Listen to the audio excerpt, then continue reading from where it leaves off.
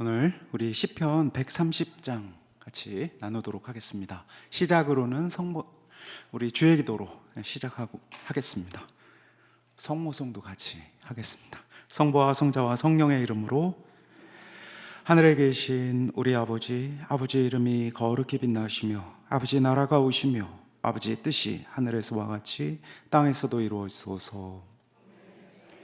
일용할 양식을 주시고 저희에게 잘못한 일을 저희가 용서하오니 저희 죄를 용서하시고 저희를 유혹에 빠지지 않게 하시고 악에서 구하소서.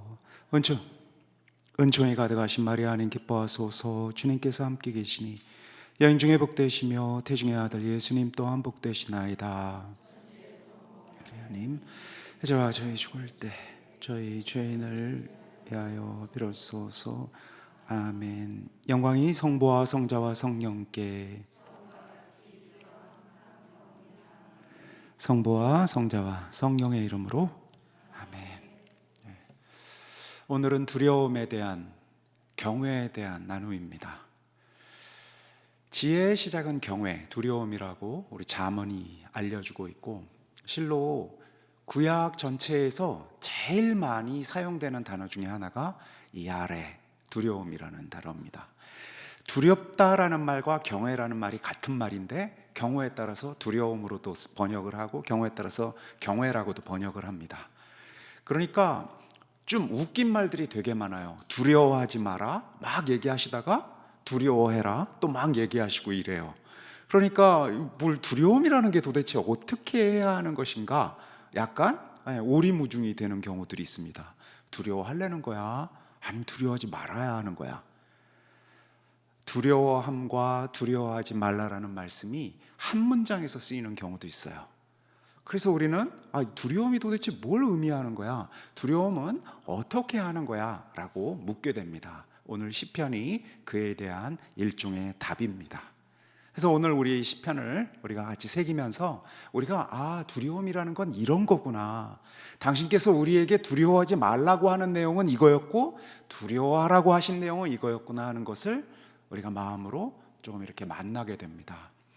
실로 우리는 세상 아무것도 두려워하지 말아야 합니다. 아무것도, 오직 그분만을 두려워해야 합니다. 그것이 우리가 지금 명령으로 받은, 또 계약으로 받은 우리의 사명이고 선물입니다. 우리는 두려워하지 말아야 할 것들을 두려워하지 말아야 하고 두려워해야 할 것을 두려워해야 하는 것, 이게 우리의 정체성입니다. 뭘 두려워하지 말아야 하고 뭘 두려워해야 할까?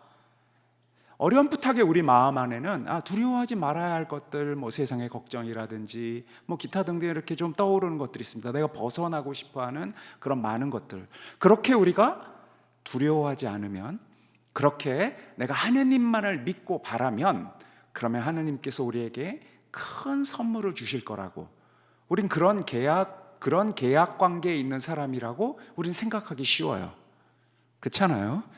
당신 앞에서 온전한 관계를 내가 맺고 있으면, 나의 몫을 하면, 내가 당신을 온전하게 합당하게 거짓된 것들을 두려워하지 않고 오로지 당신만을 두려워하면, 그런 나의 합당한 이 제사, 이 봉헌을 당신이 잘 받아주셔서 결국 나에게 필요한 그 많은 복을, 주님께서는 땅을 주시겠다라고 했는데, 평화를 주시겠다라고 했는데, 그걸 이제 내가 받게 되는 거잖아요. 우린 그렇게 알고 있어요.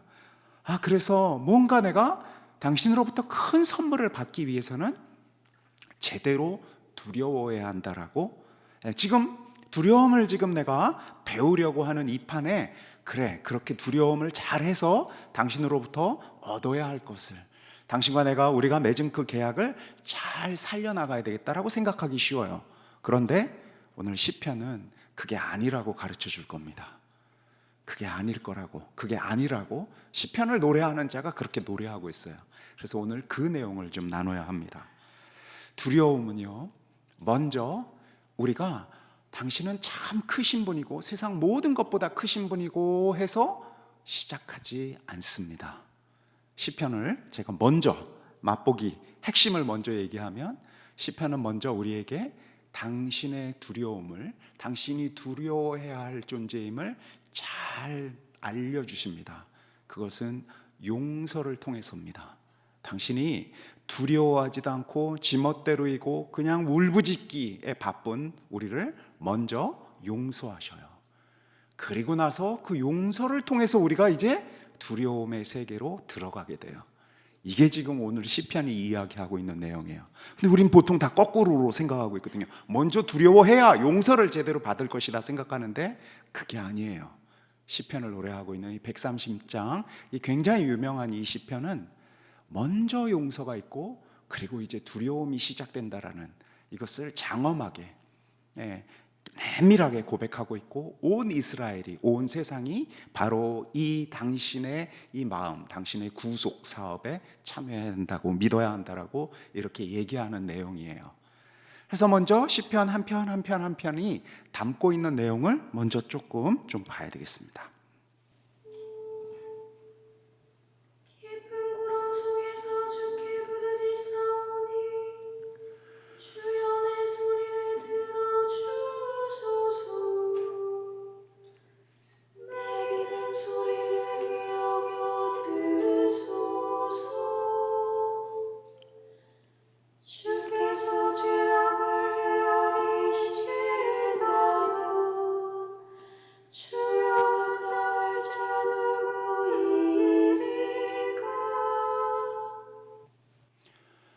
굉장히 절절한, 그리고 너무나 그냥 뭐 군더더기 없이 아주 심플한 우리의 마음을 잘 이야기하고 있죠. 어느 때 우린 이리 노래합니다. 주님, 당신이 참으로 크시고 내가 지금 당신의 뜻, 오묘한 뜻을 다 새기지 못하고 있는데 당신께 제가 부르짖고 있습니다. 당신이 나의 잘잘못을 다 따진다면 제가 어떻게, 여기서 지금 감당할 자 누구이리까로 번역했지만 서 있을 수 있겠습니까? 서 있을 수 있겠습니까? 한마디로 당신 앞에 어떻게 기도하러 나올 수 있겠습니까? 이 내용이에요. 뭐 너무나 단순 명료하기 때문에 우리 모두가 이것에 대해서 구구한 해석이 더 필요치 않아요. 다만 이 깊은 구렁이라고 번역된 이 내용은 우리가 잘못 이해할 수 있어서 새겨볼 필요가 있어요. 깊은 구렁이라고 번역한 곳, 그리고 성경, 우리 지금 오늘 우리가 읽고 있는 성경은 그냥 깊은 곳이라고 번역을 했어요. 직역을 하면 깊은 곳이에요. 거듭거듭 제가 깊은 곳이란 알 수 없는 곳이다라고, 우리가 다 파헤쳐서 거기에 무슨 일이 일어나고 있는지 알 수 없는 곳이라고 표현을 했는데, 깊은 곳은요, 인간이 무엇인가 가늠하거나 무엇인가 세울 수 없는, 그 안에 뭘 이렇게 기초를 다져서 무엇인가를 이렇게 세워낼 수 없는 그런 곳을 뜻한다라고 해요. 그러니까 깊은 곳이라고 얘기를 하면 좀 의역을 해서 우리가 지금 깊은 곳은 어떤 것인가라고 의역을 하면 이를테면 이런 거예요. 하나님 앞에서 내가 지금 기도를 하기 위해서, 우리 지금 여기 기도하러 왔잖아요. 근데 여기 지금 기도하러 오는 와중에 발가벗고 오시는 분은 없을 거예요. 여기 수영복 입고 오시는 분은 없어요. 뭐 외모만이 아니죠. 여기에 오면서 막 분노에 차가지고, 경우에 따라서 우리가 지금 어려운 일을 닥쳐 있으면 그렇게 마음을 가지고 오는데, 적어도 성전을 들어오면서는 그런 것들을 좀 놓고 당신 앞에 조금 합당한 모습으로 내가 있으려고 해요. 내가 여기 지금 당신께 기도하려면 그래도 최소한 지금 잠깐 무엇인가는 좀 놓아놓고 당신 앞에 서야 할 것을 우린 모두가 알고 있어요. 거룩한 곳에 갈 때 신발을 벗잖아요. 거룩한 곳에 앞에 갈 때 감히 함부로 삿된 마음들을 함부로 여기다가 집어 던지면서 오진 않지 않습니까? 무엇인가 우리가 당신께 지금 이렇게 외치고 노래하고 기도하고 참여하고 탄원하려면 무엇인가 그에 합당한 우리의 자세, 우리의 무엇인가를 내놓으려고 우리는 준비를 해요. 그렇죠. 제가 왜 하느님과의 관계는 거래 관계가 아니다라고 얘기를 했음에도 불구하고 우린 본능적으로 하느님 앞에서 조금 합당한 모습으로, 합당한 자세로, 합당한 자가 되어서 하느님 앞에 서기를 원합니다. 그렇게 우리는 하느님과 내 사이가 한없이 먼 거리가 아니라 그래도 내가 이러이러한 노력을 통해서 감히 당신 앞에 딱 엎드릴 수 있는, 그래서 감히 당신을 우러러 볼 수 있는 어느 만큼의 거리, 멀긴 하지만 그래도 내가 당신이 나를 사랑하시니까 나도 당신께 이렇게 다가가는 한 종으로서 어느 정도 볼 수 있는 어떤 그 거리를 우리가 지금 가늠을 하며 나아가요. 그러니까 이거 온 거예요. 근데 이 깊은 곳은 뭘 의미하느냐면요, 그런 감각이 깨질 수밖에 없는 그런 상태예요. 그러니까 뭐냐면, 왜 그런 거 있죠. 당신 앞에 나아갈 그럴 때가 아니라는 것을 우리가 아는 바로 그런 마음. 당신 앞에 나아갈 지금 상태가 아니에요. 내가 막 분노에 가득 차서 내가 정말 미치겠는 그 마음, 그 미움으로 가득 차서 정말 누구라도 하나 어떻게 해버릴 것만 같은 그 상태. 도저히 이 상태로는 성당 가면 안 되는 상태. 이 상태로 가서 그 앞에서 성체를 영할 수 없는 상태. 이건 뭐 지금은 내가 좀 가라앉히고 조금 준비를 해서 가야 하는 그 상태. 이것의 딱 반대편. 그러니까 정말 당신 앞에 나설 수 없는 바로 그곳이 지금 깊은 곳을 의미해요. 그러니까 지금 이 시편을 시작부터 깊은 곳에서 부르짖고 있다는 것은 문학적으로 참 멋있어 보일지 몰라도 실제로 이 부르짖는 자는 지금 정교하게 잘 준비된 기도문을 외칠 수 없는 상태일 거예요. 어쩌면 그는 그냥 신음소리일 뿐, 우리가 지금 이렇게 읽고 있는 이 시편처럼 이렇게 좀 알아들을 수 있는 말이 아닐지도 몰라요. 그럴 가능성이 아주 많아요.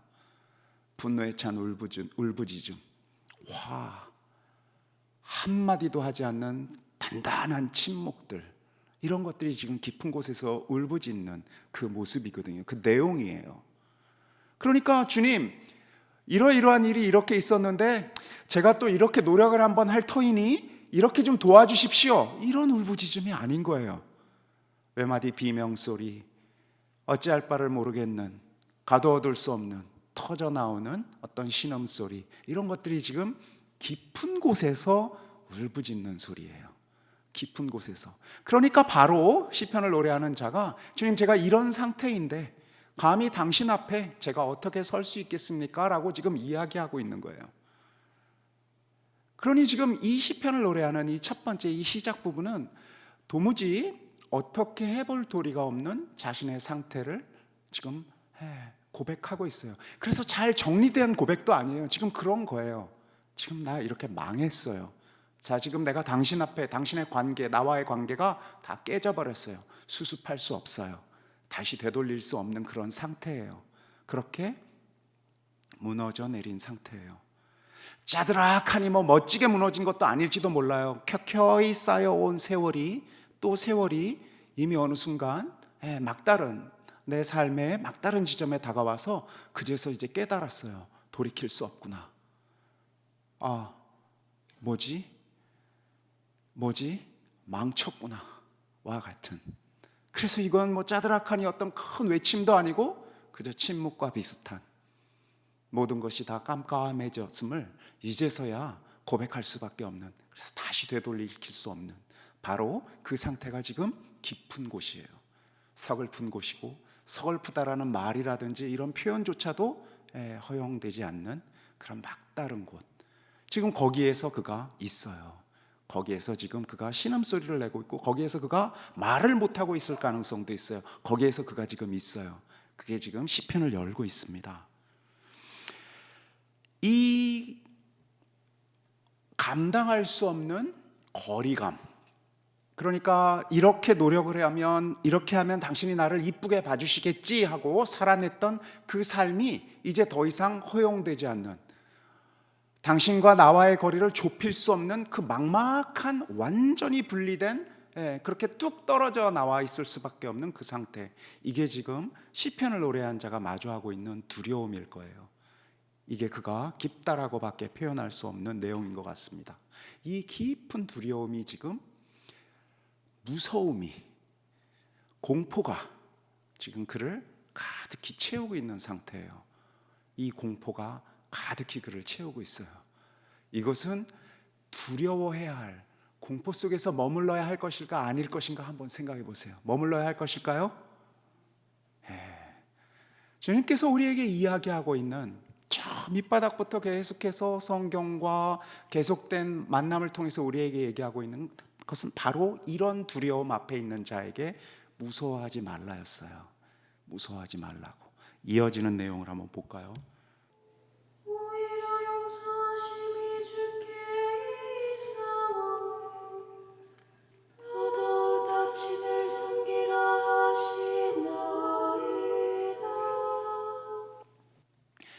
성모일 때서 이 지금 최민순 신부님 시편을 쓰니까 이렇게 노래해요. 근데 사실은 이거는 정말 멋있는 번역이긴 한데 이건 조금, 그러니까 지금 당신을 섬기라 하시나이다로 번역한 것은 당신을 경외하나이다로 지금 바꿔야 되거든요. 정확하게 경외하다라는 단어가 지금 쓰이고 있어요. 이 아래가 쓰이고 있고, 중요한 것은 오히려, 밑에서는 이제 그러나, 우리 시편에서 그러나로 번역했는데 오히려 그러나든 하여튼 그 단어가 이 앞에 이렇게 내가 크게 당신과의 거리 안에 있습니다. 이런 강력한 두려움 앞에 있습니다. 이렇게 어쩌지도 못하는, 그냥 두려움의 나를 우리를 가득 채우고 있는 이 사태인데, 그러나 버트예요. 버트. 그러나 당신이 나를 용서하셨습니다. 이게 지금 첫 번째예요.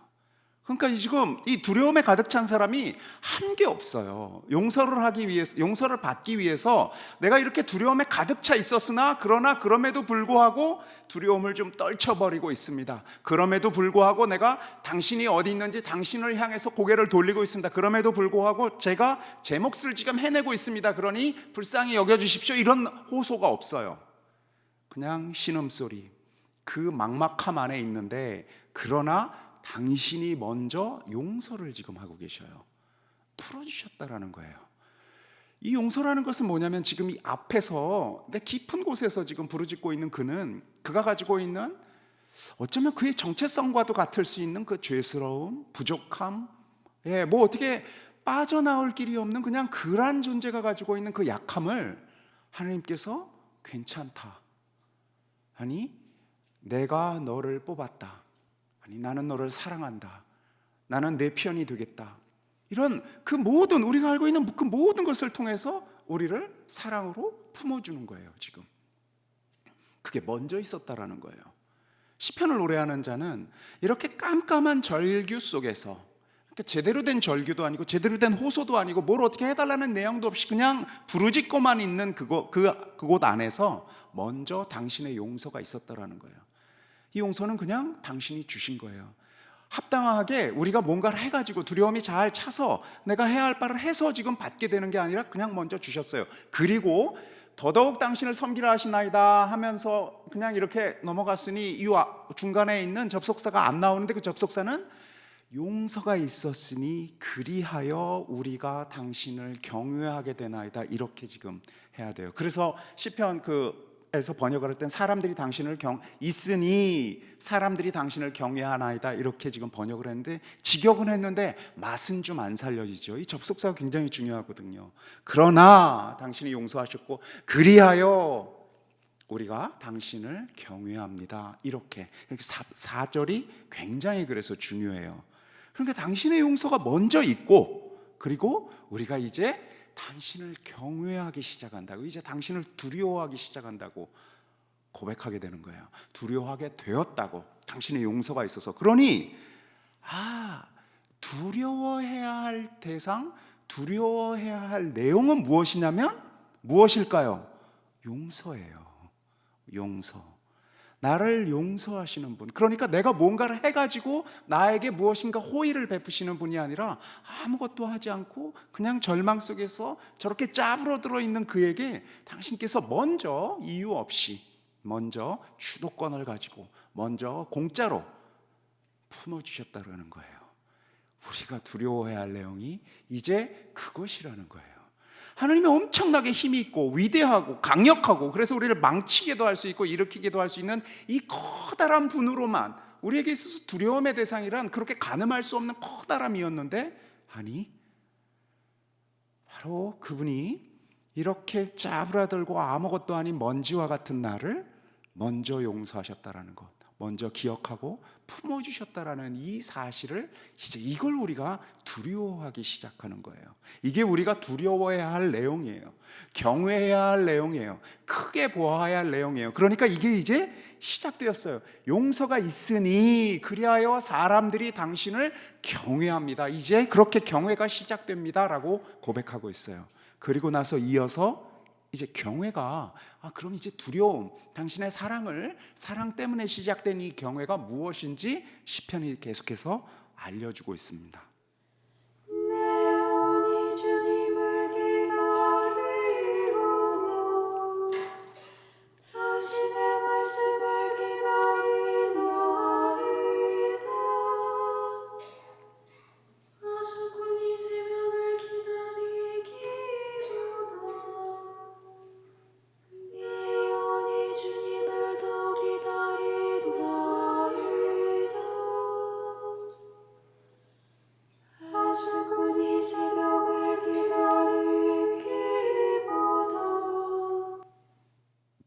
갑자기 뭘 경외를 얘기하다가 자꾸 뭘 기다리신다는 거야? 이미 다 보여주신 거 아니었어? 경외를 지금 우리가 하려면 당신의 그 큰 사랑을 체험을 한 모양인데, 그럼 그 큰 사랑을 체험을 한 자가 그 사랑에 압도된 상태로 그렇게 살면 되는 거 아닌가? 그래서 우리는 경외를 지금 하려고 할 때마다 어떤 일종의 좌절감 앞에 좀 빠집니다. 이 시편을 노래하는 자는 그렇게 용서받은 체험을 하는 모양이지. 시편을 지금 노래하는 자는 그렇게 무엇인가 하나님의 그 큰 사랑이 짜부러든 그에게 다가왔나 보지. 그럼 우리도 경외할 수 있을 텐데, 우리도 이제 경외를 시작할 수 있을 텐데 라고 생각하기 쉬운데, 지금 갑자기 이 시편은 내 영혼이 주님을 기다리며 당신의 말씀을 기다린다고. 이때 기다리다의 첫 번째 기다리다, 두 번째 기다리다 좀 단어가 다르거든요. 근데 여하튼 지금 내용은 하나는 기다리다이고 하나는 희망하다로 보통은 번역을 하는 단어인데, 무엇인가 당신이 나에게 일을 시작을 하신 게 완결되진 않은 거예요. 지금 적어도 완결되지 않았어요. 무엇인가 당신이 나에게 이렇게 하신 것들이 더 꽃을 피워야 하는 것들이 지금 남아있는 상태예요. 시편을 노래하는 자가 경외를 한다, 이제 우리를 두렵게 한다 그러면서 이제 기다린다라고 바로 넘어가는데, 경외라는 게 어느 한 큰 하늘을 갑자기 내가 하늘 한 번도 못 본 자가 눈을 번쩍 뜨고 하늘을 봐서 이거구나 하고선 엄청나게 놀라는, 이 하늘 앞에 꽝 하고 압도당하는 이런 경외가 아닌가 보구나. 어떤 의미에서 아주 작은 그 작은 하늘을 이제 감지하고 조금씩 더 큰 하늘이 거기에서 크게 나에게 열린다라는 사실을 믿고 기다리는 어떤 그런 경외인가 보다 하고 우리가 지금 감잡을 수 있어요. 경외라는 것은 천천히 기다리는 자에게, 그것도 희망을 두고 기다리는 자에게 다가오는 사태라고 지금 시편을 이야기하는 자가, 시편으로 참여하는 자가 우리와 함께 지금 이야기하고 있어요.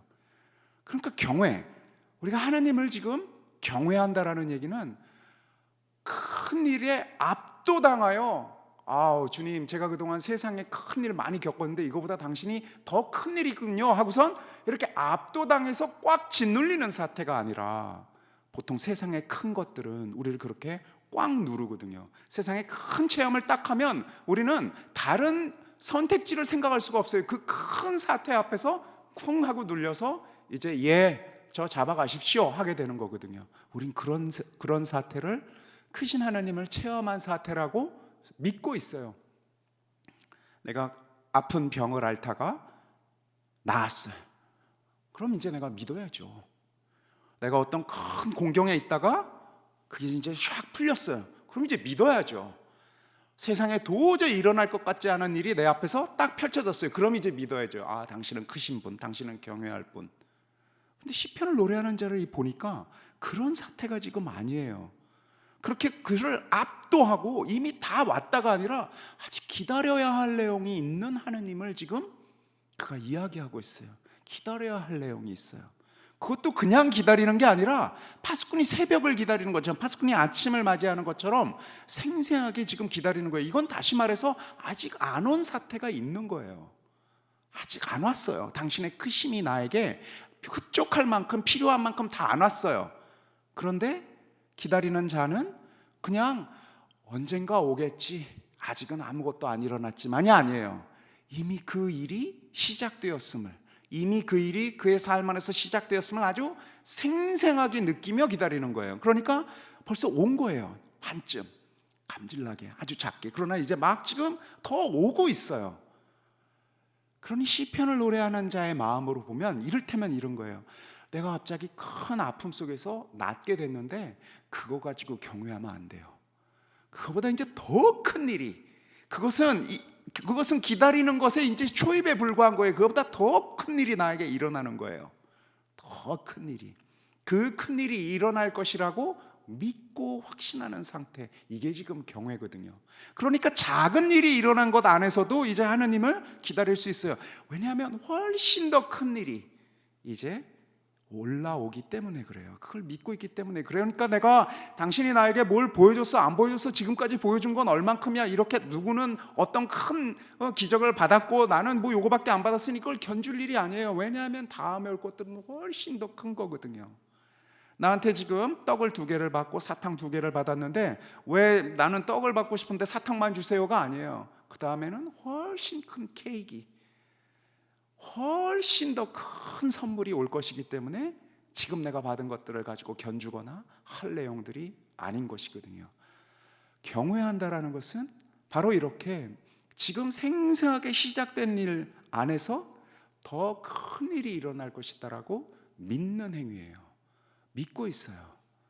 그러니까 우리는 이 믿음이라는 것을 거듭거듭 하나님께서 우리에게 주신 선물이라고 고백하는 사람들은 조심스럽게 이 믿음이 무엇인지를 우리가 조심스럽게 인정해야 돼요. 믿음은 자동으로 올라오는 심적인 상태가 아니거든요.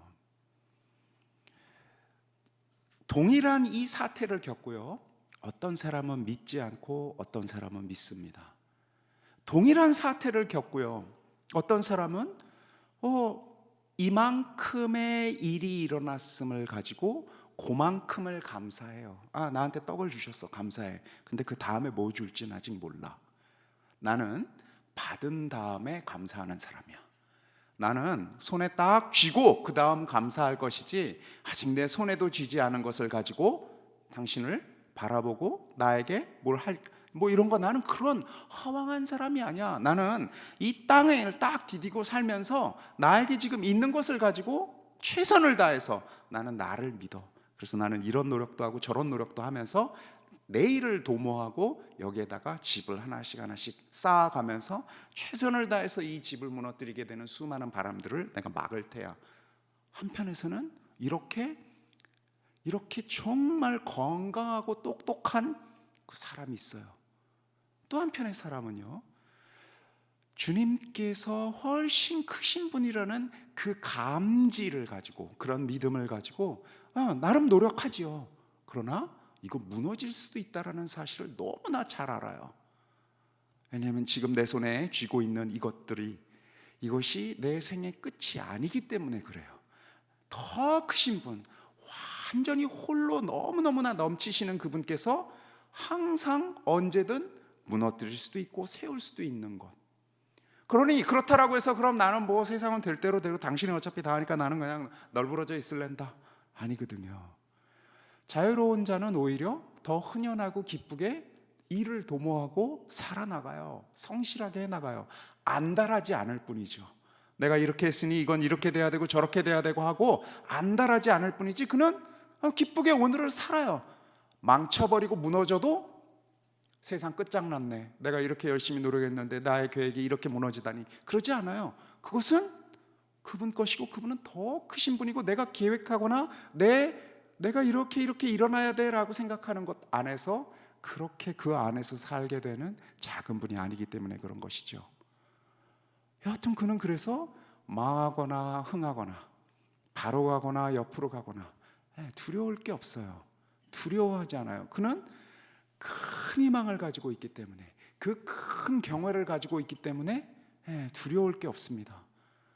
그러나 또 어떤 자들은 끊임없이 두려워하죠. 세상 얼마나 불안정합니까? 세상의 바람은 얼마나 통제불능입니까? 그러니 그 모든 것들에 맞서가지고 조심스럽고 또 조심스럽게 계속해서 손을 이렇게 웅크리면서 하나님을 계속 봅니다. 주님, 제가 이거 해놓은 거니까 손대지 말아주세요. 그의 기도는 끊임없이 내가 쌓아놓은 것들을 보호해줘야 할 하나님께 외칩니다. 이거 손대지 마세요. 여기 내가 지금 뭐 해놨어요. 다른 건 가져가셔도 여긴 안 됩니다와 같은, 끊임없이 타협하고 끊임없이 요청하고 끊임없이 말합니다. 여기 내 거 있어요. 여기 깃발, 당신이 사랑하는 사람, 당신의 아들, 당신의 딸 여기 있으니까 여기는 조심해 주세요 라고. 이거 내 겁니다, 당신께 아니라 와 같은. 그러니 그는 세상이 너무나 두려워요. 세상이 너무나 무서워요.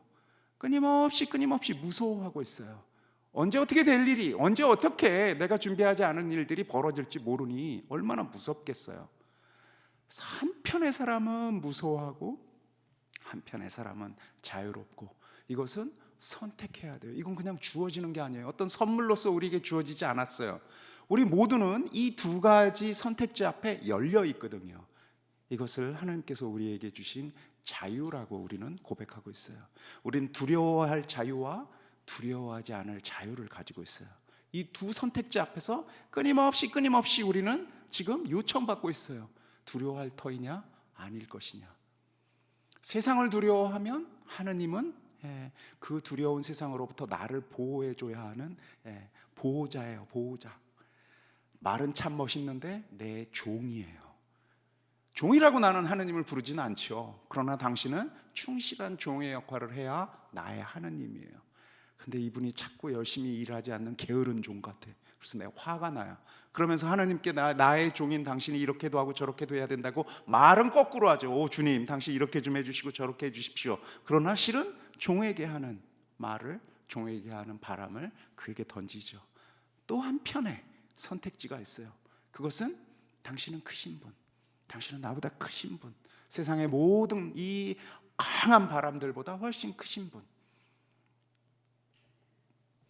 끊임없이 내가 무너져 내릴까 두렵지만 당신을 바라보며 위로를 받는 것, 그렇게 당신을 바라보며 계속해서 더 큰 당신을 기다리는 이 마음이 지금 이 두려움의 마음이거든요.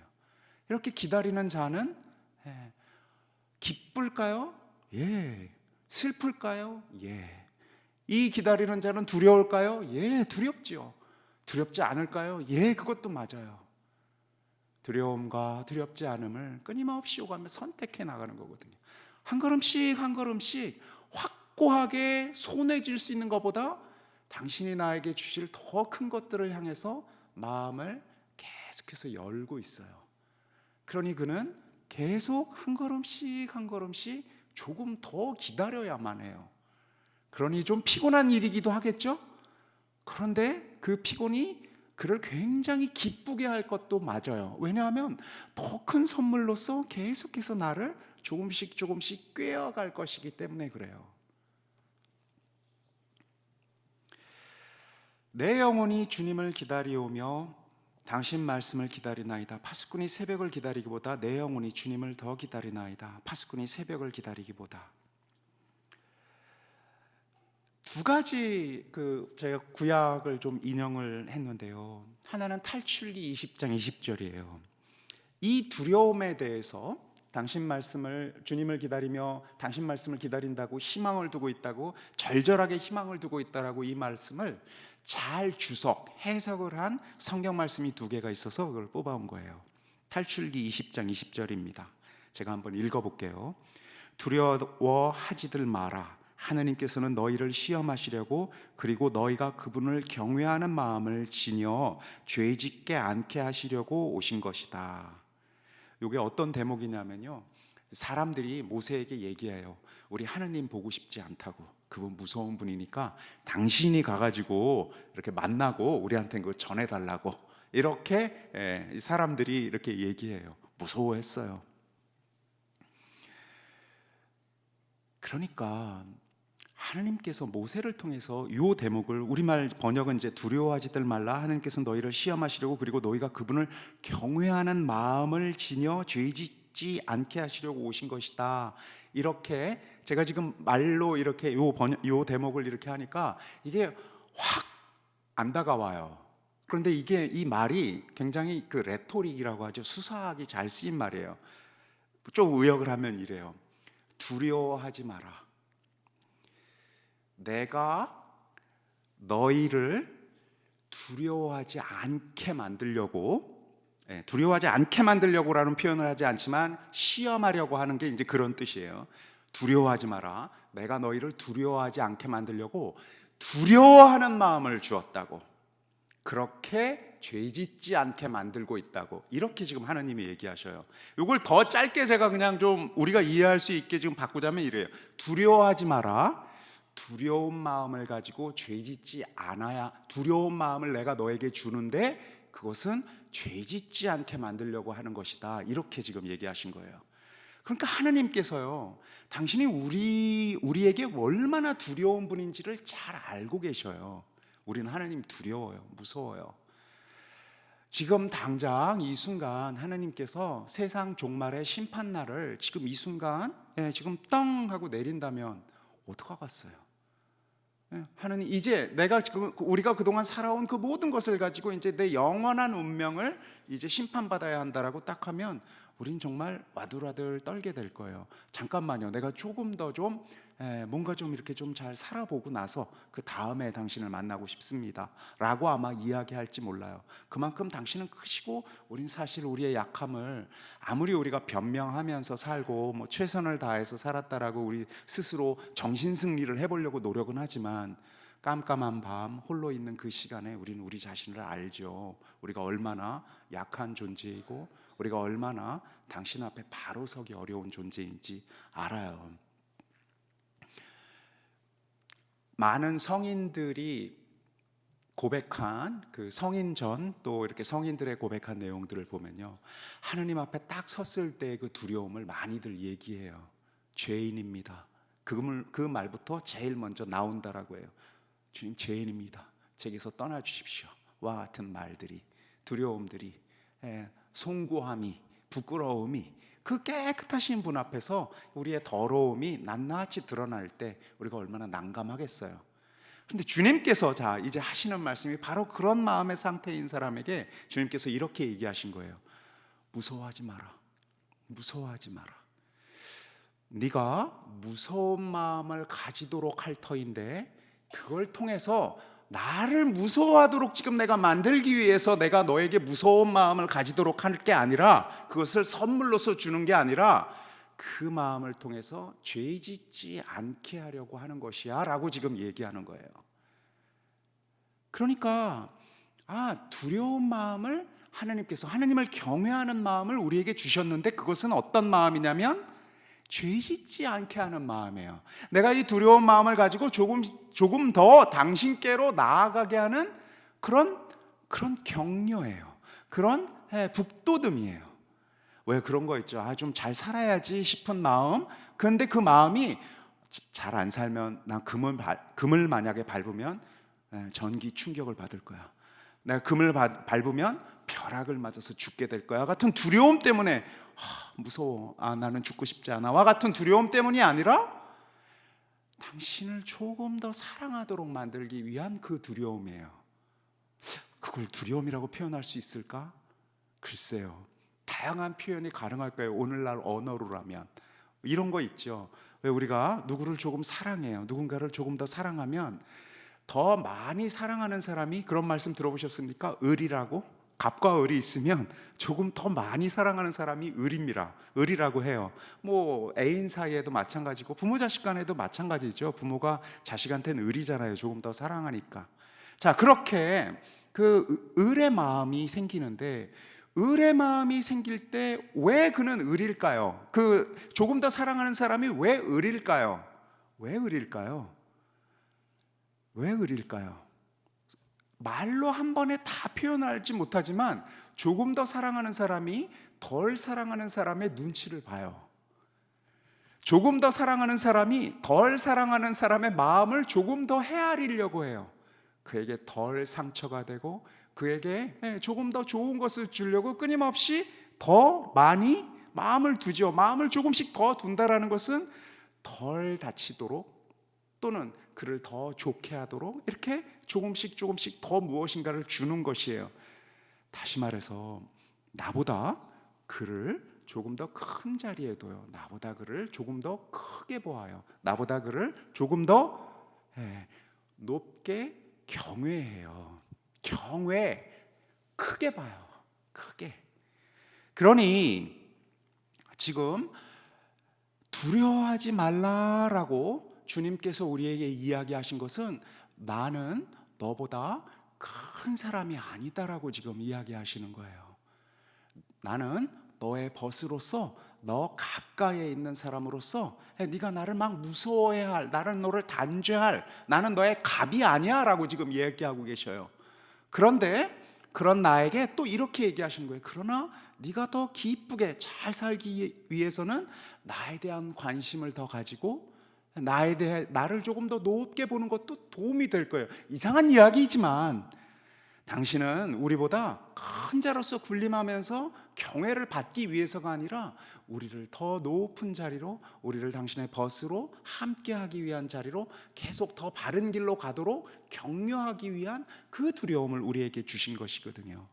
당신을 더 사랑하도록 우리에게 당신을 경외하는 마음을 주신 것이에요. 이어지는 말씀 신명기 10장 12절부터, 이거 뭐 제가 신명기 요 10장 12절 요 대목만이 딱 이걸 말하고 있다라는 건 아니에요. 이거 뭐 너무나 반복되는 수많은 곳에서 나오는데 대표적인 것이기 때문에 읽는 거예요. 제가 한번 읽어볼게요. 같은 맥락에서요, 당신께서 두려움에 대해서 이렇게 이야기하고 계셔요. 이제 이스라엘아, 주 너희 하나님께서 너희에게 요구하시는 것이 무엇이겠느냐? 그것은 주 너희 하나님을 경외하고 그분의 모든 것을 따라 걸으며 그분을 사랑하고 마음을 다하고 목숨을 다하여 주 너희 하나님을 섬기는 것, 그리고 너희가 잘 되도록 오늘 내가 너희에게 명령하는 주님의 계명과 규정들을 지키는 것이다. 여기에서만이 아니라요, 하나님을 경외하는 것이 하나님의 뜻을 따르는 것이다라는 것은 신약 전편에 걸쳐서 예수님께서 강조하시는 내용이에요. 사랑해라, 아버지의 뜻을 따라라예요. 그러니 경외한다라는 이 내용은요, 끊임없이 아버지의 뜻을 따라서 그 계명을 따라서 사랑하는 것이에요. 특히 이제 신명기에서는 그 사랑의 구체적인 내용으로 주 너희 하나님은 신들의 신이고 주님들의 주님이시며 사람을 차별 대우하지 않으시고 뇌물도 받지 않으시는 위대하고 힘세며 경외로우신 하나님이다. 그분은 고아와 과부의 권리를 되찾아주고 이방인을 사랑하시어 그에게 음식과 옷을 주시는 분이시다. 너희는 이방인을 사랑해야 된다. 등등등등. 다시 말해서 하나님께서 사람 대접을 잘 받지 못하고 철저하게 내던져진 그들을 사랑했으니 너희도 사랑해라. 그것이 나를 경외하는 길과 같이 지금 결부시켜가지고 이야기하고 있어요. 그러니까 당신을 경외한다라는 이야기는 당신의 그 위대하신 사명이 내 안에서 이제 시작되었다라는 것을 감지하고 더 큰 일이 벌어질 것이다라는 걸 큰 희망을 가지고 바라보는 것인데, 그저 넋 놓고 그런 일이 이제 빨리 와야지, 지금은 안 일어났으니 빨리 일어나야지 하고 숨만 쉬면서 당신이 무엇인가를 하시는 것을 기다리는 것이 아니라, 성경을 보니 이 기다림은 아주 구체적으로 당신의 그 뜻을 따라서 움직여 나가는 것이에요. 그 기다림은 기다리는 게 아니에요. 이렇게 기다림은 당신과처럼 당신이 말씀하시는 그것을 끊임없이 행하는 것이었어요. 당신이 사랑하듯이 사랑하고, 당신이 희망을 두고 있듯이 우리도 희망하고, 당신이 이 민족, 이 백성, 끊임없이 배반하는 민족과 백성을 찾아와서 용서하시듯이 우리도 끊임없이 배반하고 또 떠나가는 그들을 용서하고 찾아가서 품어주는, 당신을 담는. 그러니까 우리가 기다리는 그를, 바라보는 그를 그냥 저 멀찍이에서 당신 저기 계시는 분이야 라고 바라보는 게 아니라 계속해서 담는 거예요. 지금 봄만큼 또 담고 봄만큼 또 담고, 담으면서 그것이 바로 경외이며 기다림이라고 지금 이 구약 내내 이야기하고 있는 경외가 지금 이야기하고 있습니다. 그러니까 이 기다림은요, 수동적이거나 무엇인가 감 떨어지는 것들, 먼 뒤에 일어날 일을 기다리는 것이 아니라 아주 구체적으로 파수꾼이 새벽을 기다리는 것처럼 실로 온 삶을 가지고 깨어서 한 걸음씩 한 걸음씩 움직여 나가는 것을 뜻해요. 우리가 기다리는 그분을 보고 그분을 담는 것, 이것이 지금 기다림이고, 이 기다림이 바로 두려움이라고 시편은 지금 노래하고 있습니다. 이스라엘이 주님을 더 기다리나이다. 주님께는 자비가 있사오고 긍휼한 구속이 있음이오니 당신은 그 모든 죄악에서 이스라엘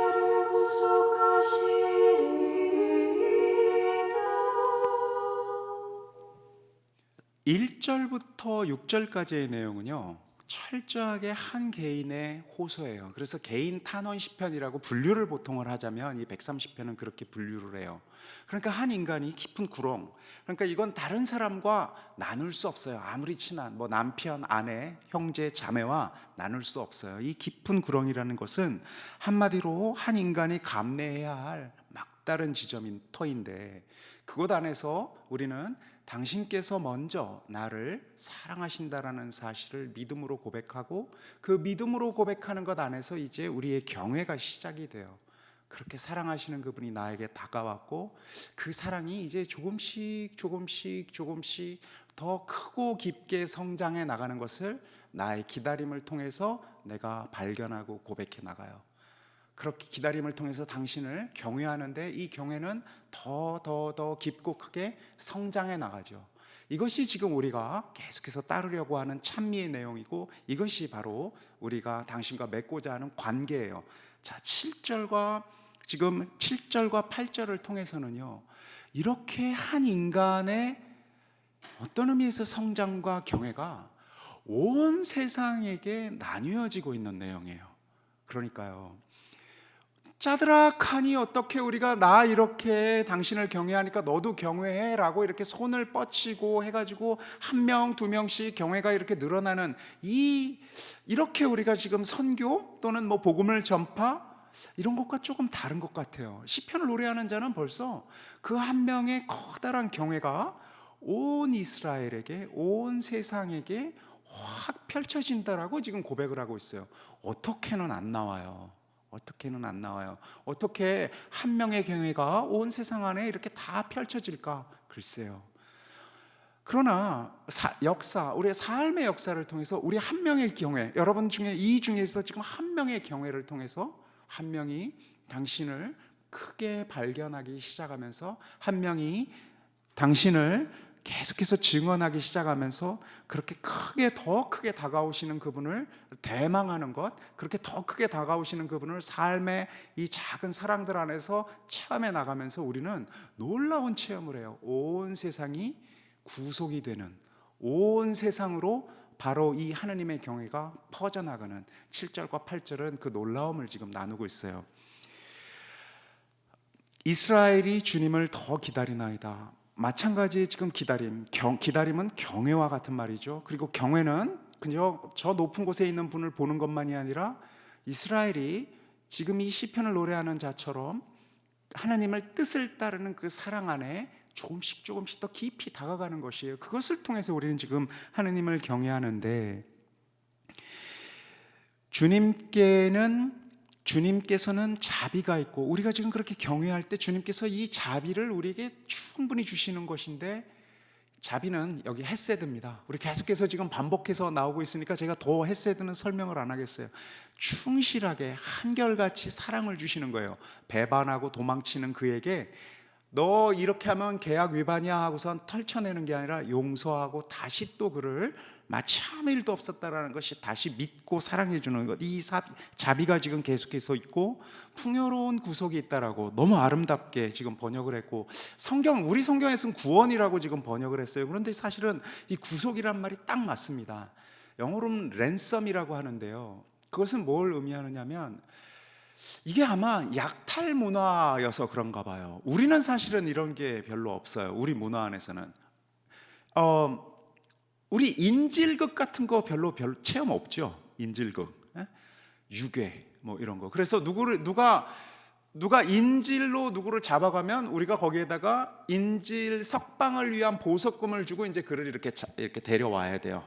이제 그걸 이제 우리는 보석금, 랜섬이라고 하는데, 요 구속이라고 번역한 단어가 그 단어예요. 그러니까 이게 지금 하나님께서 우리를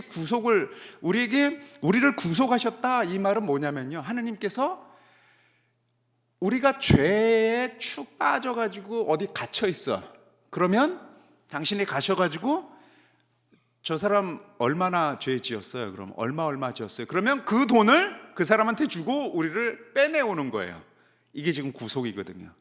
그러니까 주님께서 우리를 구속하셨다라는 게 우린 좀 낯설어요. 그게 무슨 말인가? 그건 뭐냐면, 우리의 죄값을 당신이 가서 얼마예요? 그랬더니 이거 누구 딴 사람 목숨이 필요해요. 그래서 그럼 내가 이 사람 죄값 대신 내 목숨을 주겠습니다 하고 이렇게 바꿔온 거거든요. 이걸 우리는 이제 구속이라고 번역을 해요. 구속.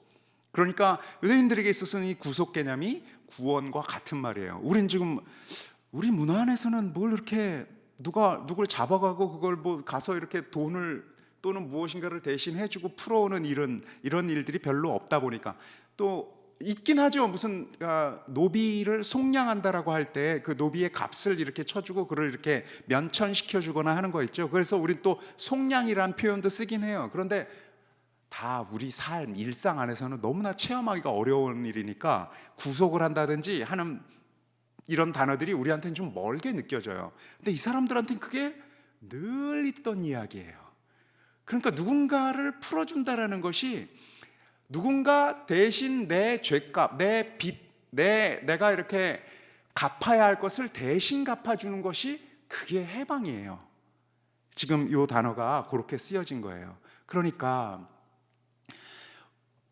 우리의 경외를 통해서 하나님이 우리를 해방시켜 주신 것 아니에요. 먼저 우리를 해방시켜 주셨어요. 용서해 주셨어요. 풀어 주셨어요. 그래서 우리는 이제 경외가 막 시작이 되었는데, 이게 또 이런 어떤 관계를 가지게 되느냐면, 그런 경외를 가지고선 점점 많은 사람들이, 더 많은 사람들이 막 풀려나는 거예요. 도미노처럼. 시작은 당신이 시작을 하셨는데, 당신의 그 용서와 속량을 통해서 경외가 이제 우리 안에서 시작이 되었는데, 이 경외를 우리가 시작을 하고 온 이스라엘에게 이렇게 초대하면서 지금 이 7절과 8절을 통해서 우리가 체험하는 것은 그게 막 새끼를 치고 넓어지고 커지는 거예요. 우리의 경외를 통해서 온 세상이 점점 더 많이 당신의 구속을, 당신의 용서를 지금 마주하게 되는 거예요. 당신의 자비를 마주하게 되는 거예요. 그러니까 지금 경외를 한다라는 것은 당신의 그 위대한 그 사업, 그 용서, 그 먼저 하시는 그 그냥 일방적으로 주시는 그것을 우리가 온 세상에 지금 나누는, 그러니 어찌 보면 이 시편을 통해서는 예수 그리스도의 그 구속 사업, 당신의 사명, 우리와 함께 나누고자 하는 그 사랑의 그 일들이 이 시편 안에 이미 잘 나와 있어요. 이미 이런 일로 이렇게 우리와 함께 하시리라고 지금 보여주고 계시거든요. 당신은 그 모든 죄악에서 이스라엘의 죄값을 대신 치르시리라, 이렇게 시편은 노래하고 있어요. 예수 그리스도를 주님으로 고백하는 사람들은 해서 이 시편을 노래할 때 마치 우리 예수님의 노래인 것처럼 굉장히 반가워요. 우리가 이렇게 반가워하면 유대인들은 웃기고 있네 이럴지 모르겠어요. 그러나 우리는 반가움을 감출 수가 없어요. 당신을 경외하는, 당신의 그 크심을, 내일 더 크게 오심을 오늘 지금 확실하게 믿으며 당신의 사업 안에, 당신의 그 사랑 안에 계속해서 참여하는 이들에게 점점 많은 사람들이 보이기 시작하는 거예요. 그렇게 경외하는 자들이 내 곁에 또 있고 또 있으면서 넓혀지는 거예요. 온 세상이 경외로, 온 세상이 하나님의 구속으로 더 넓어지고 있는 거예요. 7절과 8절은 그 경탄을 지금 노래하고 있어요. 시작이 깊은 곳에서 시작한 이야기입니다. 깜깜한 절망, 어찌해 볼 도리가 없는 바로 그곳에서 인간은 하나님께서 뭘 아무 자격이 없는 인간에게 크고 깊은 사랑으로 다 풀어준 것을, 용서를, 구속을, 죄값을 치러주신 것을 우리는 먼저 고백해요. 거기서부터 이제 우리는 당신에 대한 경외가 시작이 돼요. 경외의 시작은 아마 이럴지도 모르겠어요. 주님 정말 저 용서해 주셨어요? 라고 물을지도 모르겠습니다. 예, 물어야죠. 그리고 우린 천천히 믿기로 합니다. 당신 날 용서해 주셨군요. 그럼 저도 좀 용서해 볼랍니다. 그러면서 우리는 조그만 문이 조금씩 더 열림을 알 수 있어요. 그렇게 우리가 용서에 참여할 때 우리의 기다림이 시작이 되거든요. 그 기다림은 바로 경외의 다른 이름이에요. 그렇게 경외에 우리가 참여하면서 조금씩 더 깊게 경외하면서 우리는 이 길을 통해서 더 크신 당신을 만나게 돼요. 더 크신 경외를 체험해요. 더 크신 당신의 용서를 체험해요. 그렇게 우리는 조금씩 더 용서하고 또 더 용서하고 더 깊게 당신을 경외하면서 더 진지하게 당신을 기다리면서 우리는 당신의 길로 이렇게 나아가요. 그러면서 어느 순간 내 곁에 온 세상에 이 경외가, 이 기다림이 만연하여 퍼지는 것을 우리가 지금 노래하는 것이에요. 실로 장엄한 노래입니다.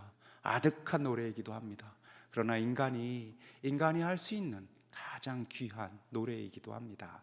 그래서 오늘 우리가 그 노래에 참여하도록 초대받은 사람들이에요. 그래서 우리도 이 노래에 참여해야 되겠습니다. 실은 이 노래를 오늘 조금 더 가까운 시기 안에서는 어쩌면 이 노래가 이 시편 140장과 가장 가까울 것 같아서 제가 좀 가져왔어요.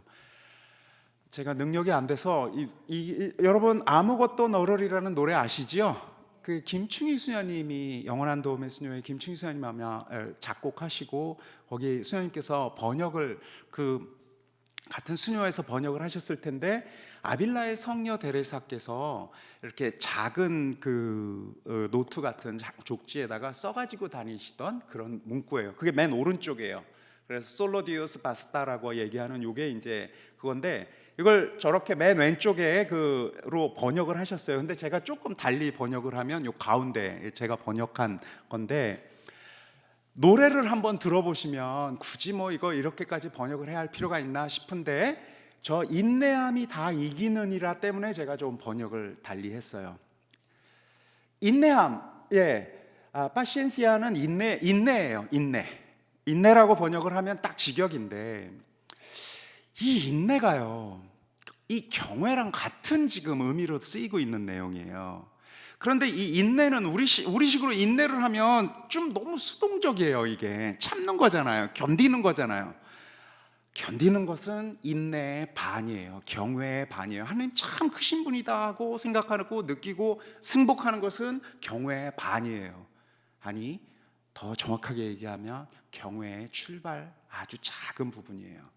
더 큰 부분, 경외, 우리의 경외, 지금 우리가 시편을 공부하고 있는 사람으로서 나누는 사람으로서 우리의 경외, 인내의 더 큰 부분은 뭐냐면요, 살아내는 거예요. 그분의 뜻을 살아내는 것, 그분의 뜻을 한 걸음 더 깊게 실천하는 것, 이게 지금 성녀 데레사가 지금 얘기하고 있는 인내이고 우리가 믿음으로써 고백하고 있는 경외예요. 경외는 수동적이지 않아요. 당신 참 크시네요, 알았어요, 이거 아니에요. 당신 저보다 크시네요, 아니에요. 그 크신 분의 그 마음의 행동을 내가 따라가는 것, 이게 지금 우리가 얘기하는 아주 적극적인 의미의 경외이고 인내예요. 인내는 참는 게 아니에요. 인내는 당신께서 더 좋게 축복해 주시리라 믿고 당신의 길을 한 걸음 더 따라가는 거예요. 한 걸음 더 따라가면서 견디는 것, 믿고 기다리는 것, 이게 지금 인내거든요. 그런 의미에서 흔들리지 말고 두려워하지 마라. 모든 것은 흘러가지만 하느님은 한결같은 분.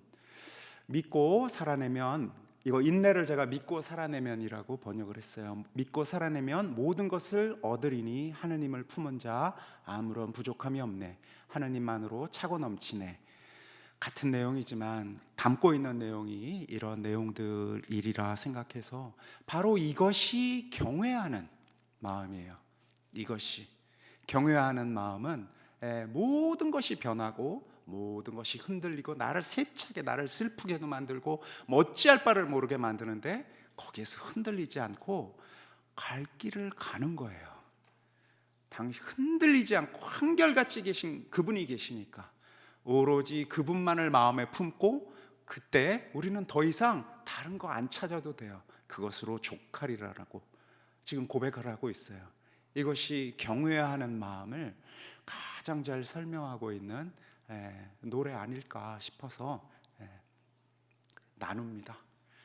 그래서 노래는 유튜브로 여러분 이렇게 좀 한번 찾아보십시오. 아무것도 너를이라는 건데 그 가사 말마디는 이렇게 참조하시면 됩니다. 제가 좀 직역에 좀 가깝게 이렇게 좀 번역을 새로 했으니까요.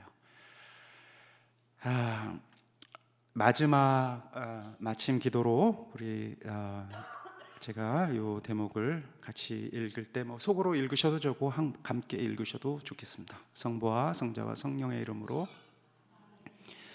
흔들리지 말고 두려워하지 마라. 모든 것은 흘러가지만 하나님은 한결같은 분. 믿고 살아내면 모든 것을 얻으리니 하나님을 품은 자 아무런 부족함이 없네. 하나님만으로 차고 넘치네. 영광이 성부와 성자와 성령께, 성부와 성자와 성령의 이름으로.